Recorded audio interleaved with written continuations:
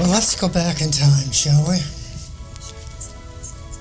It was a cold and snowy Christmas season in December 1937. Fredericton, like the rest of the world, was in a financial depression. This all started in October 1929. Money was scarce, and everyone was busy and being very careful spending precious dollars on Christmas gifts. We tried to select useful, practical items that would last for a long time. But Grandmother's Christmas party was an annual event and would last in memory until the next year, and it usually rolled around very quickly. Relatives and friends and neighbors called it the highlight of the season. Guests started to arrive about 7 p.m., and it was all held a few days before December 25th. There was so much special cooking going on. The house smelled of vanilla, lemon, molasses, and all kinds of spices. Well, the first to arrive was an old friend, Charlie Williams. We remembered him because he raised and lowered the curtain at the City Opera House, which was upstairs in the City Hall. The wonderful group of singers called the DeLong Quartet made their way down the hall, and everybody welcomed them because they were such good singers. Always fun and a happy group. Well, everyone was seated by 8 p.m. Grandmother welcomed everybody, and especially the singer Eddie Pratt. He would sing old songs from his youth, from years back, such as Maggie Murphy's Home, I Don't Want to Play in Your Yard, Sweet Rosie O'Grady, and we loved When Father Papered the Parlor. We loved the part of that song that wound up with the piano being papered against the wall. The song said, Father papered here, dabbed there, there was paste and paper everywhere. Well, that was a great song, and we had a record of that we played for years after. As an encore, Eddie Pratt would sing about the girl in the broad-brimmed hat, and I've never heard of it since, but that seemed to be one of his favorites. He would get a great big hand. He was really one of the favorites. Then Cecil Holder, he would play his banjo. He worked upstairs in the City Hall. But could he play the banjo? Oh boy. Everybody's toes were keeping time with the music. Then along came my cousin Violet. She had a board she laid on the floor, and she would tap dance to music, lots of music, even mouth organ music, which 2 or 3 people always brought along to the party. She always wore a pretty costume, and she looked like, one of those girls that is on the movies. Nice figure, and she could tap the tune. You never got over such a wonderful feeling of the way her legs would work and her feet would tap. She got great applause too. My mother and my cousin Muriel sang in 2-part harmony. They sang songs like Among My Souvenirs and Drifting and Dreaming was one of my favorites, even as a child. Uncle George who had belonged to a minstrel show in the States long before my time.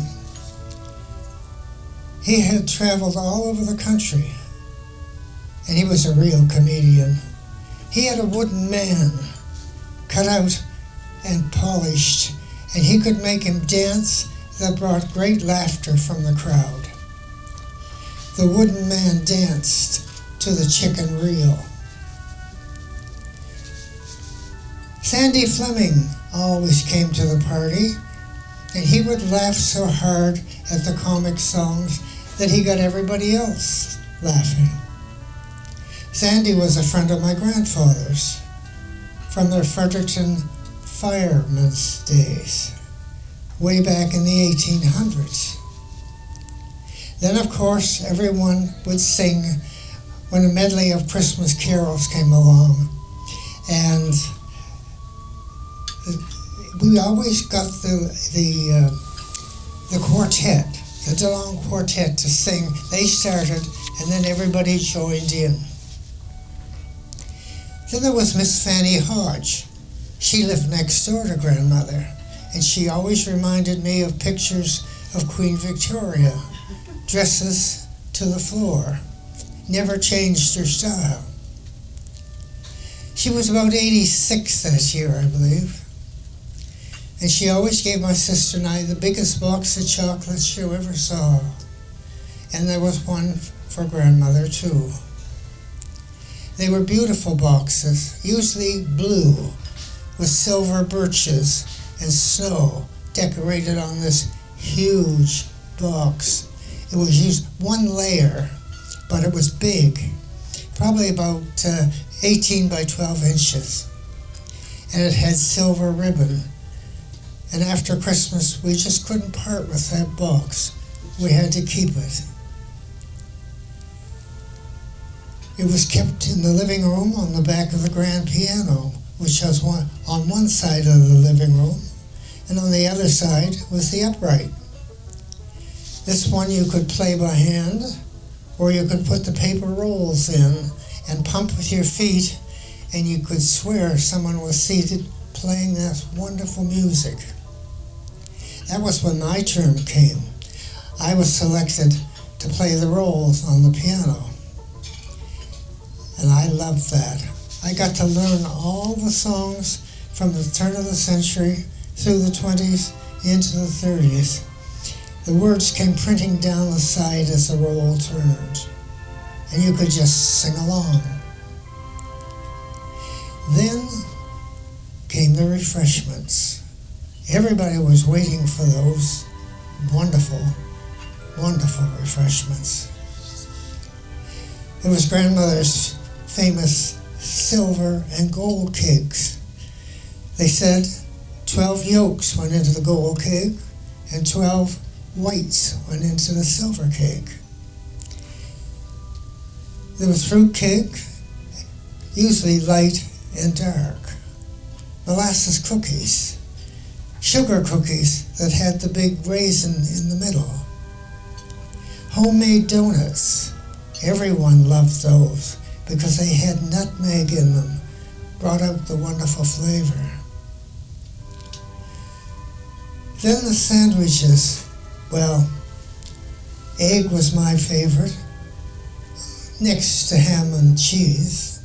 Then there was chicken, and there was red salmon.